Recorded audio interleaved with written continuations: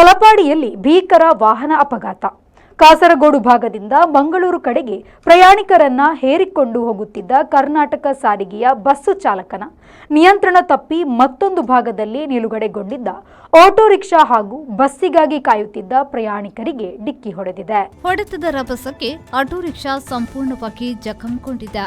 Auto ರಿಕ್ಷಾದಲ್ಲಿದ್ದ K C road ನಿವಾಸಿಗಳಾದ ಆಯಿಷಾ, ನಸೀಮಾ, ಖದೀಜಾ ಸೇರಿದಂತೆ 7 ಮಂದಿಯನ್ನ ಗಂಭೀರ ಗಾಯಗಳೊಂದಿಗೆ ಆಸ್ಪತ್ರೆಗೆ ದಾಖಲಿಸಲಾಗಿದ್ದು, ಈ ಪೈಕಿ 4 ಮಂದಿ ಸಾವನ್ನಪ್ಪಿದ್ದಾರೆ.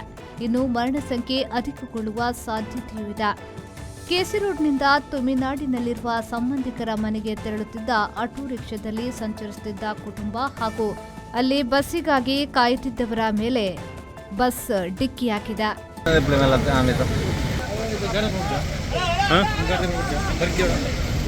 ಚೂರು ಏನೈತೆ ಪೋಪೆ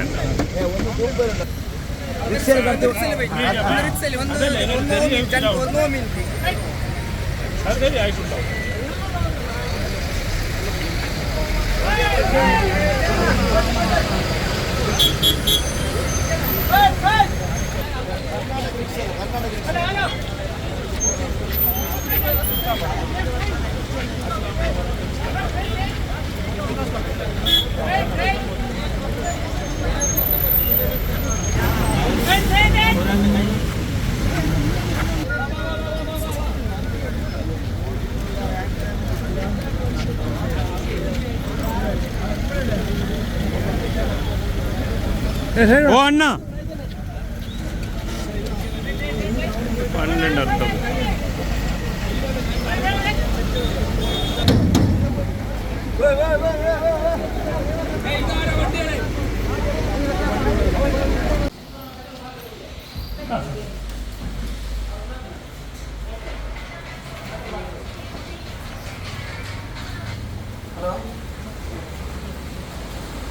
वो देते हाँ